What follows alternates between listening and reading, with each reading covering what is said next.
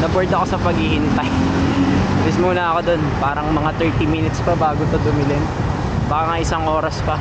Mamaya babalik ako dun sa spot na yun para kuhaan yung best time of the day.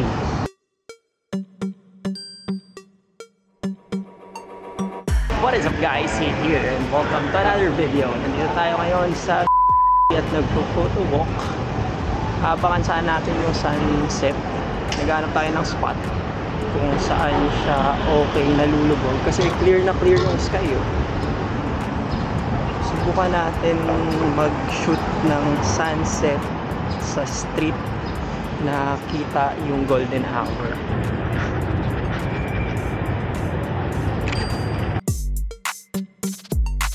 Mukhang okay yung spot dito eh. Tingnan nyo.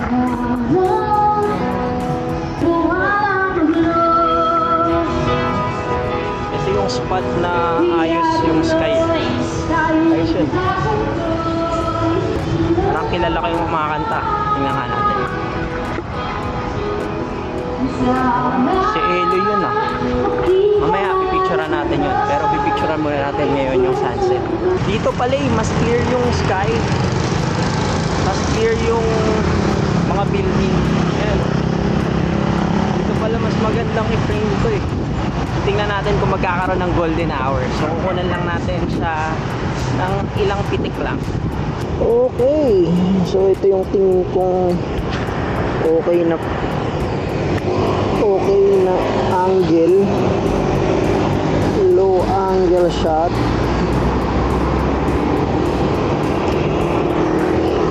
Kung anong makukuha natin dito maya pag dumilim no. Ayan yung angle natin dito pag binaba natin yung camera. So ayan yung kukunan natin. Hintayin na lang natin dumilim ng konti. Tapos dito sa spot na to ang daming nagpo-photoshoot. Hindi ko alam kung fan shoot yun yung mga ginagawa nila, pero maganda mag fan shoot dito. Dyan sa lugar na yan. Ang daming mga nag-picture. May mga model nakasama. Pero hindi natin sila guguluhin. Dito lang tayo.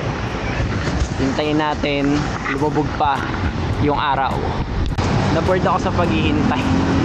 Bis muna ako dun. Parang mga 30 minutes pa bago to dumilim. Baka nga isang oras pa.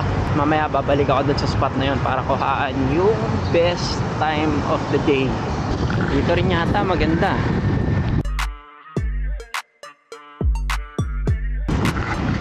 Bumalik lang ako ulit dito sa spot kasi wala naman akong magagawa rin dun sa ibang lugar and baka ma-miss natin yung golden opportunity na kuhaan yung pinaka best na oras para kuhaan yung pinaka magandang kulay nitong sky.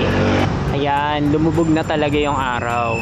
Hinihintay na lang natin yung mag-match yung exposure ng langit at saka nitong kalsada, yung ilaw ng mga sasakyan, saka yung kalsada, yung sasakyan, saka yung building.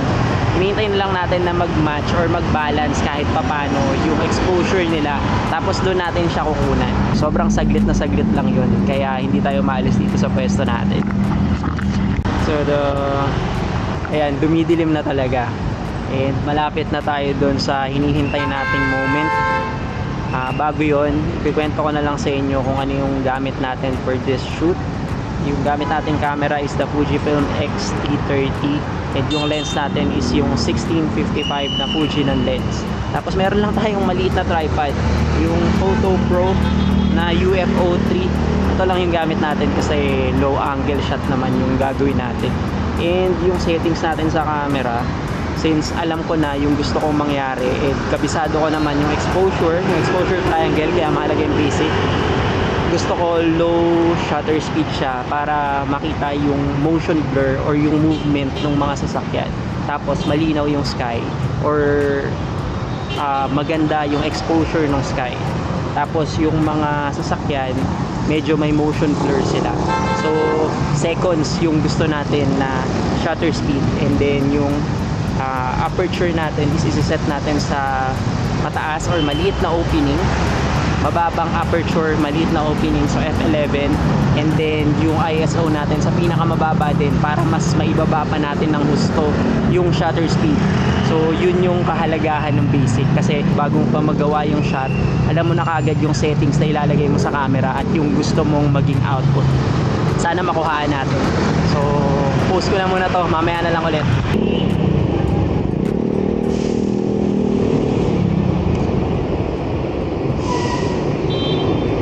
Binago ko yung aperture natin, nilagay ko siya sa f16, baka mag f22 pa nga ako kasi masyadong maliwanag pa rin to para sa kanya. So magde-degrade ng konti yung photo, tapos kapag medyo dumidilim na, tsaka natin ilalagay sa f11 kasi yun yung pinaka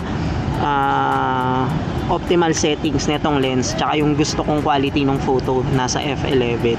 Nilagay lang natin siya dun sa 16 muna or f22 para at least meron na tayong shot kahit papano, tsaka wala naman tayong magawa pa eh. So nandito lang ako sa gilid, ayan o, kalsada. Nandito lang ako sa mga hala-halaman.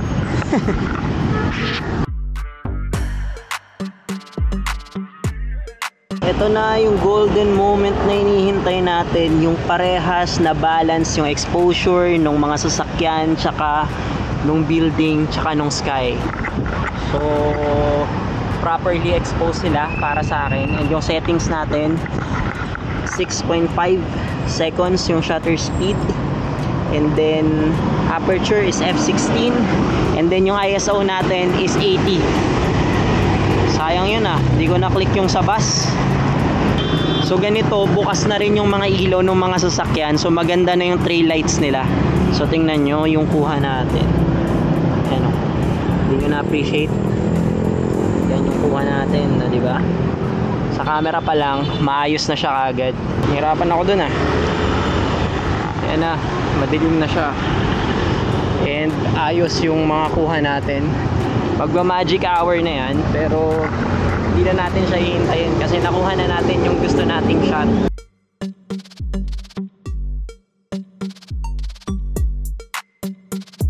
Ito mismo yung ini-imagine ko na shot bago pa lang siya makuhaan. So yun yung advantage kapag alam mo yung basic, yung exposure triangle. Alam mo kung paano mo i-compose yung shot, nakikita mo na siya or nai-imagine mo na siya bago pa siya mangyari. So tapos na yung shoot natin, maglakad-lakad muna tayo siguro dito and maghanap tayo ng mga interesting na bagay na mapipicturean. So paano natin tatawagin tong photo natin? Saan ba siya nabibilang na genre? Street ba siya? Or cityscape? Cityscape na part ng landscape na may pagka-street photography. So ano sa tingin nyo? Comment nyo nga sa baba kung ano yung sa tingin yung genre nito. So tapos na yung shoot natin ng street or landscape ba yun? Tapos may nadaanan tayo. Ilan lang itong kumakanta eh. Picturean nga natin.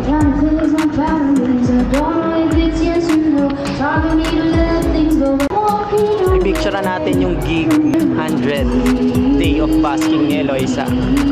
So nagpalit tayo ng lens. Ang gamit natin is yung 56mm na f1.2 kasi madilim na, and hindi tayo gagamit ng flash for this shoot. Actually this is a portrait lens. Mabagal tong lente na to, pero ima-manual natin siya kapag magkukuha na tayo ng action shot or netong shot.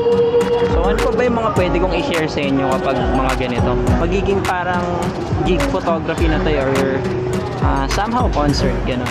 So pag kumukuha ng ganito, ang una mong aalamin, syempre, yung shot list mo. So since wala naman tayong shot list, ang gagawin lang natin ngayon is freestyle lang. Kasi wala naman nag-uutos sa atin dito para sa shoot na to. Syempre kukuha tayo ng establishing shot, crowd shot, action shot, and details. So yun na lang yung magiging shot list natin. So alamin natin kung saan yung mga pwestuhan na pwede natin puntahan. So medyo nakita ko na yung lugar. And ito yung venue. And nagkakaroon naman ako ng imagination kung ano yung photo na gusto kong mangyari. So yun yung itatry kong i-capture bago ko pa siya i-capture. So tara. Okay, madami-dami naman yung mga kuha natin. And kahit pa paano meron naman tayong mga ayos na shot.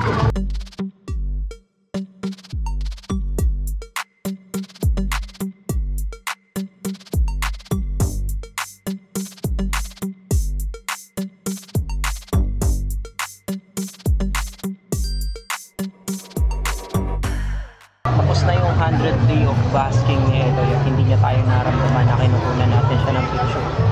So nagtagumpay tayo. Alis na rin tayo dito sa spot. So ayun, pack up na tayo. Tapos na yung shoot natin. Ang dami nangyari ngayon Nag-shoot tayo ng landscape na somehow street or street photography na somehow landscape. Nag-shoot tayo ng gig. Consider as event na nangyari sa street.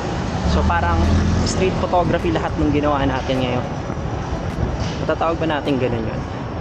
Anyway, yung shoot natin nung parang event or yung mini gig, ang ginamit nating lens is portrait.